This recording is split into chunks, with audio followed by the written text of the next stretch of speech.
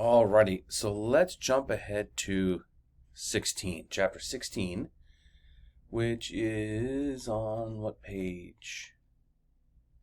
453. So on 453. And let's go there real quick. He says, let me get there.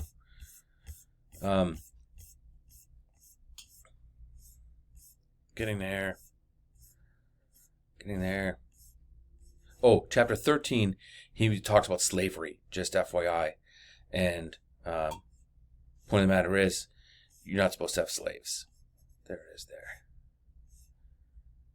I'm sorry, in 15, that's what he says. Okay, so 16. Those who are true fathers of their families are concerned that all in their family, slaves as well as children, should worship and be reconciled to God. Such fathers desire and long to come to the heavenly household where the duty of ruling mortals is not necessary, because the duty of being concerned for the welfare of those already happy in that immortality will no longer be necessary. Until that home is reached, fathers ought to endure more because they rule than slaves do because they serve. If, however, anyone in the household opposes the domestic peace through disobedience, he is disciplined by words or whip or any other kind of... Now, by the way, this is not me, right? This is Augustine. So don't get angry. I know sometimes when we study, especially ancient philosophers, they will sort of upset a lot of our modern sensibilities. But still, we should seek to understand them, right? Just as we would seek to understand any other. And he is not saying, he's not favoring slaves. But the simple fact is, in the Roman Empire in which he lived, people owned slaves. Anyway, he is disciplined by words or whip or other kind of just and legitimate punishment to the extent that human society allows. Right? So in other words, not child abuse.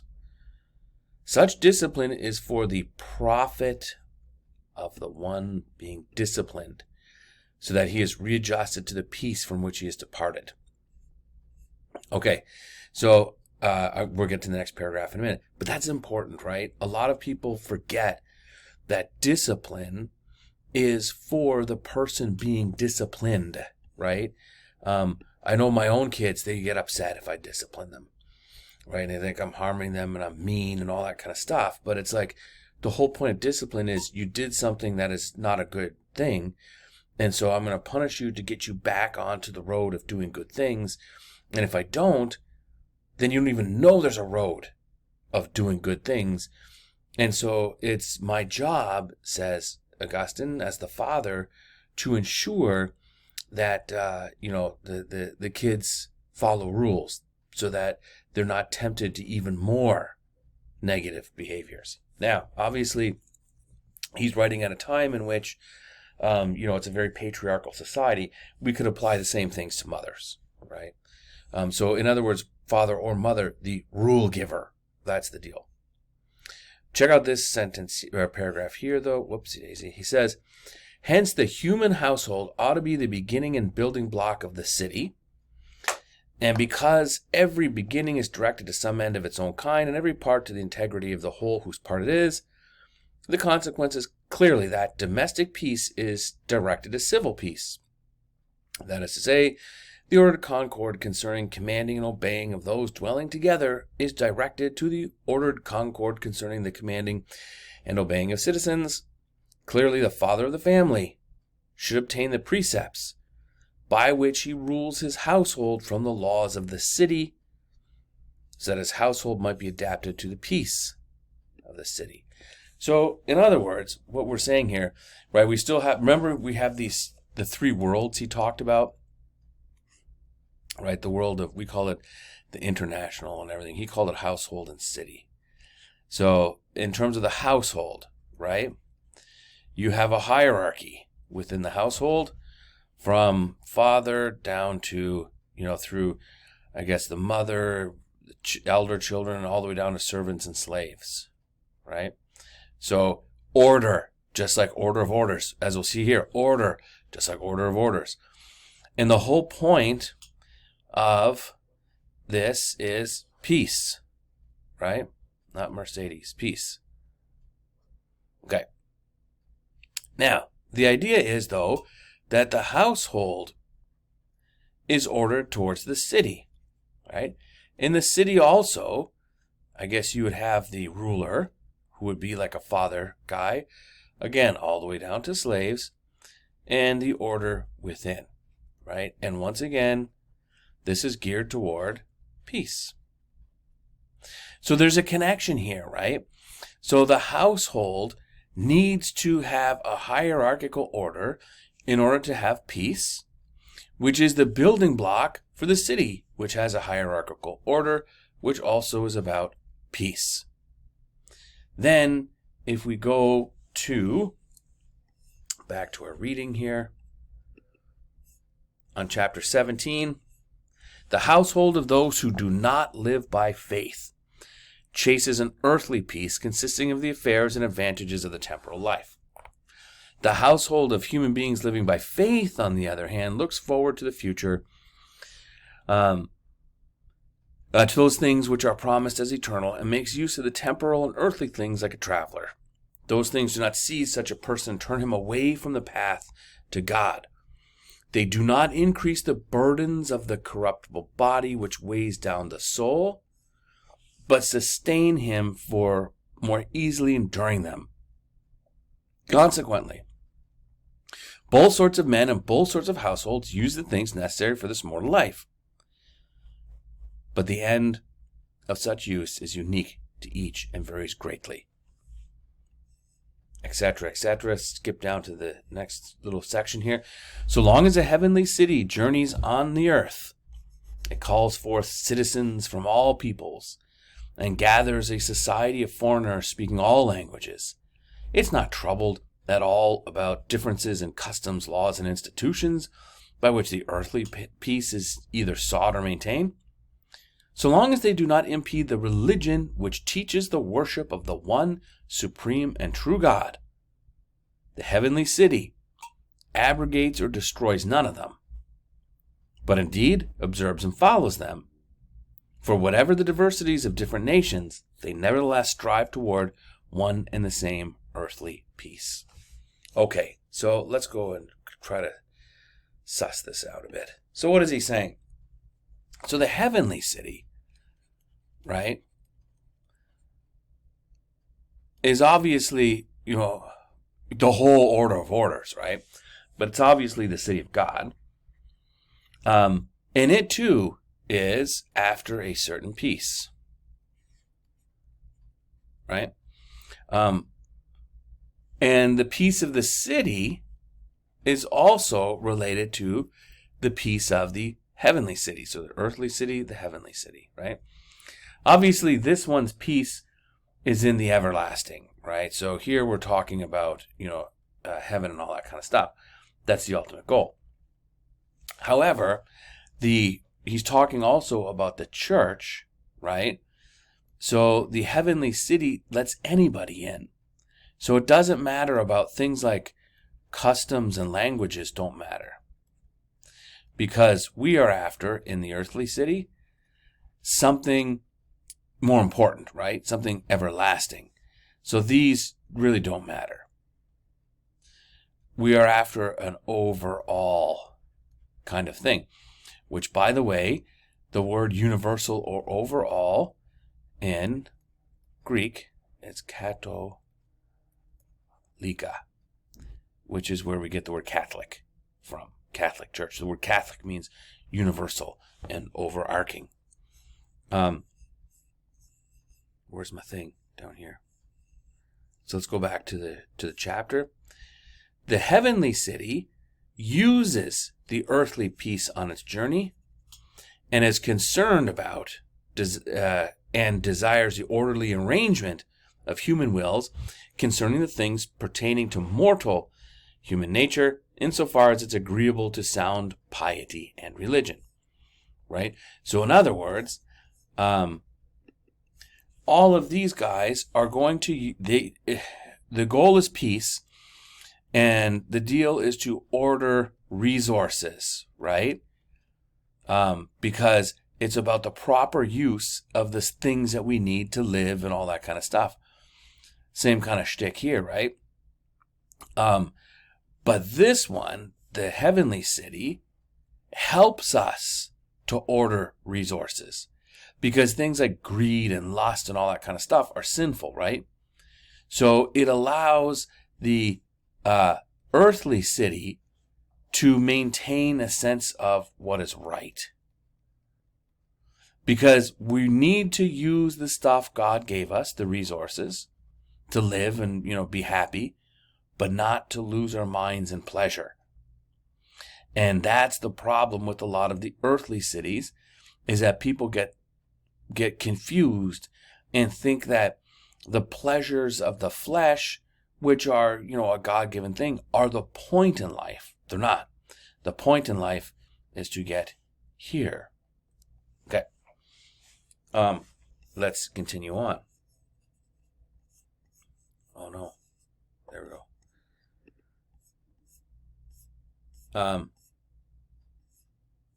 Yeah, then we get back to the active and okay, this isn't the active and contemplative life. So, republic, this is interesting. And this is where we'll leave Dutsical on 21. He says, at this place I'll explain as briefly and clearly as I can what in the second Cicero, who was an ancient Roman writer, talks about the fact that there is no such thing as a republic. The reason for this is that he defined a people as a fellowship of multitude united through a consensus concerning right and sharing of advantage. What he calls a consensus concerning right, whatever, I give up.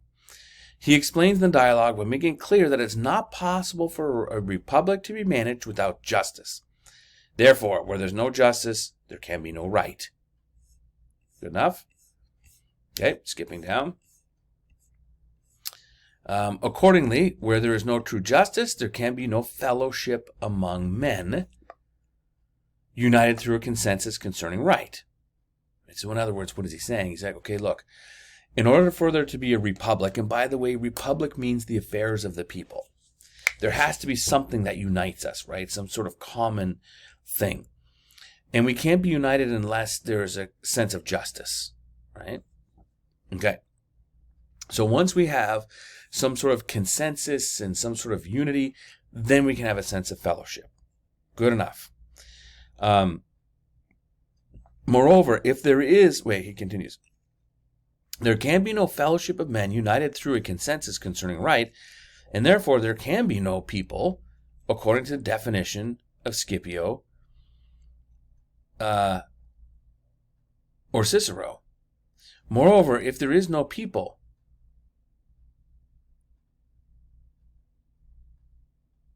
so wait a minute, what does that mean? Where he's going with this is there never is a quote-unquote people, because not everybody is going to be united onto the same consensus. There's always going to be a minority who is in power that has to rule over and force people to follow the consensus of the people, right? So check it out. We may say, okay, yeah, we all agree in America to certain rules and stuff. Then why do we have such a huge police force in this country, right? Like, why do we spend so much money on police? Well, then obviously, not everyone agrees with the sense of right, correct? So if we're going to say that a republic is a government of the people, well, what people, right? It's never all of the people.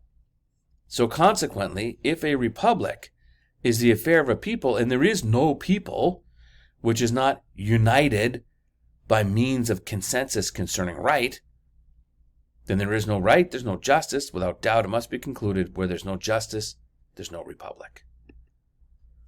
So in other words, if we're going to say a republic is the affairs of the people, and ultimately it's about justice, but not everybody agrees on the justice, then there isn't a people. There is ultimately, he doesn't say it, but a faction or a party. Okay. Check this out. Why then does God rule man, the soul rule the body, and reason rule lust, and the rest of the corrupt parts of the soul? Plainly, this example teaches that servitude is advantageous to some, and that serving God is indeed advantageous to all. In serving God, the soul correctly rules the body, and the reason in the soul, subordinated to the Lord God, correctly rules lust and the rest of the corrupt parts of the soul. Thus, when a man does not serve God, what in him can be reckoned to belong to justice? Indeed, when serving God, the soul can in no way justly rule the body, or human reason the vices. Okay, while we're here, let's finish this out. Oh, well, you know what? No, let's go make sense out of that. So, call to mind, if you will, our tripartite soul, right? And it kind of fits along this way. With one thing here, we say that this is the world of God, right? So if this is the human soul, we talked about earlier, tripartite soul and all that kind of stuff, the point, of course, is to move us thusly. And so our households, which are all about the resources that we need to, keep a family going, sustain the city, and the city, the heavenly city, right? But what he's saying is this: unless we are all sort of, the vanishing point is God, then we're never going to be truly happy because we aren't putting our virtues correctly, right? So if you recall, order of orders, God all the way down to rocks, right? With man, somewhere here.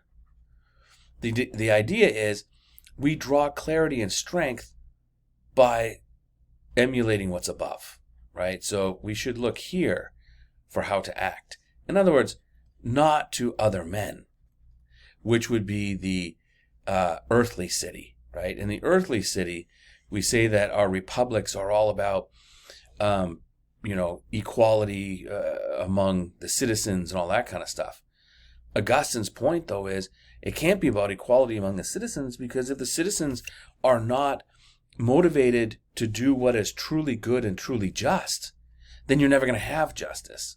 It's only when all the men agree to this justice, now we can truly be equal and we can truly treat each other well, because our sense of virtue is related to what is truly good, not just ourselves. Right? Does that kind of make sense? And then let us finish off the reading here, the last paragraph, where he says on 24, if, however, a people is not defined in that way, but in another, if, for example, it is said that a people is a fellowship of the multitude of rational beings united through sharing an agreement about what it loves. So if we're going to change the definition of a people, not in terms of what they believe is just, but in other words, what they like. So like a shared, a shared vision of what we like as good, I guess. Then truly, in order to see the character of a people, what it loves must be considered. If it is not a fellowship of a multitude of beasts, but of rational creatures, and is united through sharing an agreement about what it loves, then no matter what it loves, it is not unreasonable to call it a people, right? So obviously, if we're going to say a people means people united into loving the same thing, it is a better people if it agrees in loving better things, a worse one if it agrees in loving worse things. According to this definition, the Roman people is a people, and its affair is without doubt a republic. However, history gives us witness to what that people loved originally and subsequently, and by what morals it arrived at the bloodiest revolutions, and then at social and civil wars, utterly shattering and annihilating concord itself, which is in a certain sense the well-being of a people. Of this we have said, that doesn't matter. Okay, so here's what he's saying about the republic and the people and all this kind of stuff. He's setting something up for us to consider about the fall of Rome and how we make sense out of the medieval world. So check it out. Here's Rome. Roman history, 509 BC. Rome starts out under a king, well, several kings. Rome fights a revolution and sets up a republic. In 27 BC, the first emperor comes. So this era is called the Republican era. And then this era is the height of empire.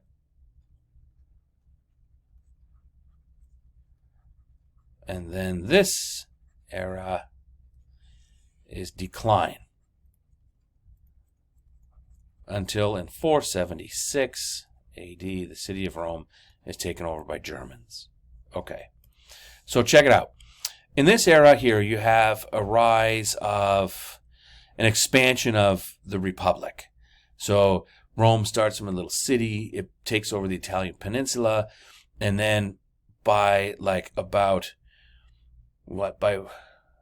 pretty much by 100 BC, Rome pretty much controls the entire Mediterranean. So it's pretty huge. It's conquered the Greek world. It's conquered North Africa. So it's huge. The problem is, in this little era right here, Rome becomes incredibly wealthy, but at the same time, you get a huge gap between rich and poor. And that huge gap between rich and poor ultimately leads to real political polarization until you get the strong man. The strong man, and there was a bunch of these guys, they're the type of people who believe that they should be able to take over. Like, imagine a president who says, I'm not going to listen to Congress anymore. Congress is a bunch of snakes and all this kind of stuff. I'm not going to listen to Supreme Court anymore because they're morons. I'm going to do what I want to do. Like a Hitler kind of thing. So there's a bunch of these guys called strongmen in Rome who represent different parties. And eventually you get 3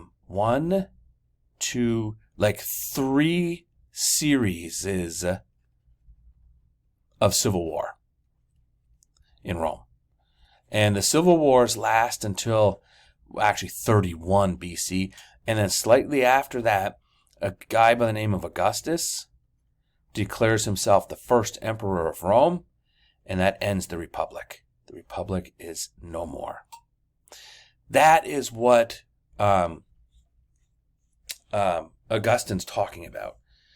Now, the Republic is gone, but the empire remains.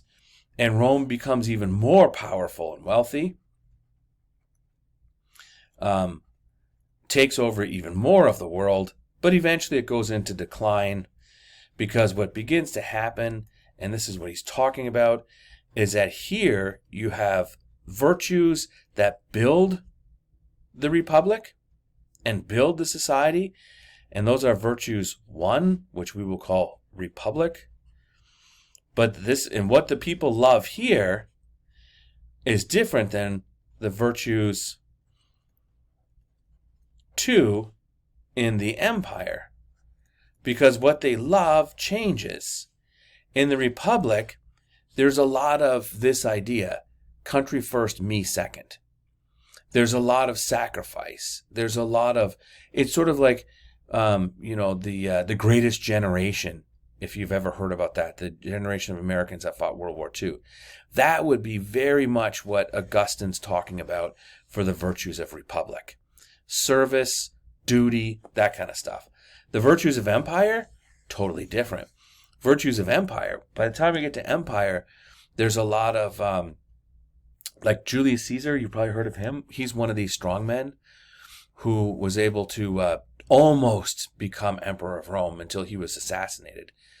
But what he did was to bribe people. So he gave the people free grain, he gave the people free money, and he gave big chunks of money to wealthy people. So the virtues of empire changed drastically, and what we're interested in here is no longer duty, self-service, and that kind of stuff, but rather free money, entertainment, all that kind of stuff. So in other words, people care less about, the society and more about themselves. So this kind of is about us. The values here are about nation first. This is the values of me. I should be able to do whatever I want and y'all should pay for it. That kind of concept.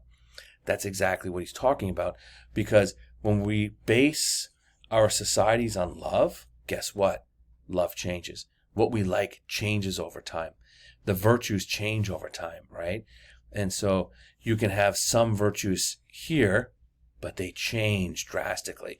Just ask your grandparents how values have changed since they were a kid. Ask them, what was important to you when you were a kid, right? And you will get an earful, won't you? That's exactly what Augustine's talking about. And so how do we stop this whole destruction of empire? Because Rome fell apart here in this area in bloody civil wars. There was a bunch of bloody civil wars here too. And indeed, if you recall, Augustine himself is around during the fall of Rome, right? In 410, they had sacked Rome, gave it back, didn't take it over. But in 476, they took it over, the Germans. So how do you stop this? Easy. Instead of worrying too much about human values, which are going to change, right? They're going to change with success. There is nothing like success to make people become lazy, greedy, and interested in luxury. So if we put human values at the top, we will always destroy our cultures, our societies. So in other words, we should have God's values, because God's values are changeless. We constantly must live to them. We don't alter them because now we have more money, if that makes sense. And that is pretty much Augustine.